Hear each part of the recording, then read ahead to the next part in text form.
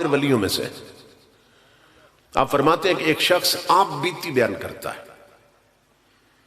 کہ وہ جدہ شریف میں سمندر کے کنارے ایک مسجد تھی،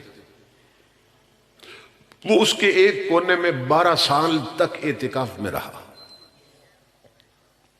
ہم تو رمضان شریف کا 10 دن کا نہیں کرتے، وہ 12 سال اعتکاف میں رہا۔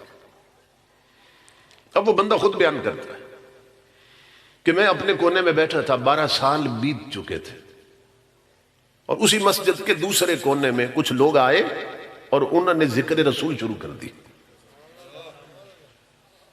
امام الانبیاء کا ذکر شروع کیا۔ وہ کہتا ہے میری پیشانی پہ بل پڑ گئے۔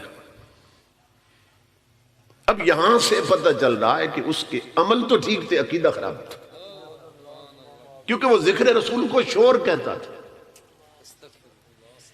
کہ انہوں نے یہ کیا شور مچا رکھا ہے؟ میں میڈیٹیٹ کر رہا تھا، میں مستغرق تھا، مراقبے میں تھا، عبادت میں لگا تھا، انہوں نے کیا شور مچا دیا اور مجھے ڈسٹرب کیا، میری توجہ بچا دی انہوں نے۔ اس سے اس کا عقیدہ معلوم ہو رہا۔ تو وہ کہتا ہے میں اپنے کونے میں بیٹھا تھا، وہ 7-8 بندے تھے، میں اکیلا تھا، اب انہیں روک بھی نہیں سکتا تھا، انہیں روک بھی نہیں سکتا تھا۔ امام الانبیاء کے غلاموں، اس لیے کہ ہر دور میں حضور کے عاشقوں کی کثرت رہی ہے، کہ دنیا کی طاقت انہیں روک نہیں سکتی۔ سمجھ رہے؟ ایک عاشق لاہور سے چلا اور فیض آباد پہنچا، ٹانگیں نہیں تھی، اس نے بتا دیا کہ محمد عربی کے عشق والا اگر معذور بھی ہو تو کوئی روک نہیں سکتا۔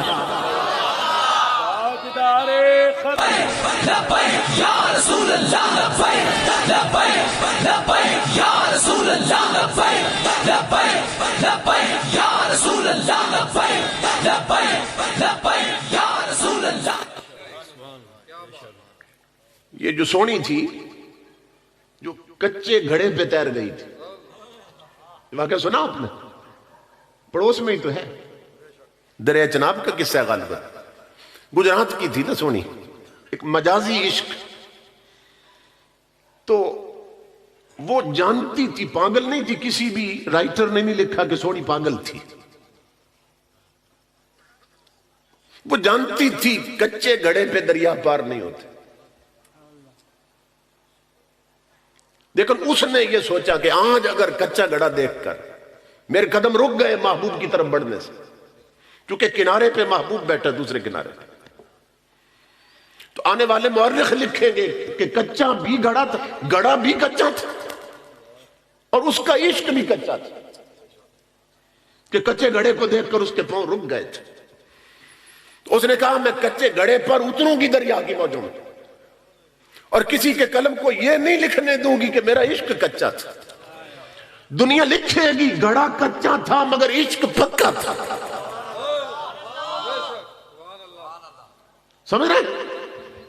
تو عاشق جب اٹھتے ہیں نا تو نہیں دیکھتے ٹانگیں ہیں کہ نہیں ہیں، انہیں عشق کے پر لگ جاتے ہیں، وہ ان پروں پہ اڑتے ہیں۔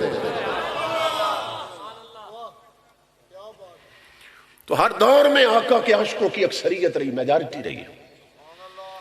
تو وہ کہتا ہے میں تنہا بیٹھا تھا اپنے کونے میں، 7-8 بندے تھے، اب میں روک بھی نہیں سکتا تھا، مگر منظر یہ بن گیا مسجد کے اندر کہ میں اپنے کونے میں ذکر نبی سن کے جلتا رہا، وہ اپنے کونے میں ذکر یار کر کے مچلتے رہے۔ اسی ذکر سے کوئی جل جاتا ہے، کوئی مچل جاتا ہے۔ یہ سمجھ رہے ہیں نا بات آپ؟ جیسے صدیق اکبر کے ذکر سے کوئی جل جاتا ہے، کوئی مچل جاتا ہے، جیسے حضرت امیر معاویہ کے ذکر سے کوئی جل جاتا ہے، کوئی مچل جاتا ہے۔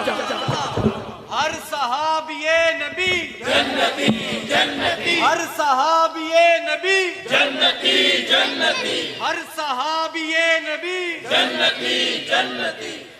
تو یہ اپنے اپنے نصیب کی بات ہے۔ تو کہتا ہے میں جلتا رہا، وہ مچلتے رہے، میں روک نہیں سکا انہیں۔ کچھ دیر کے لیے وہ ذکر کر کے چلے گئے۔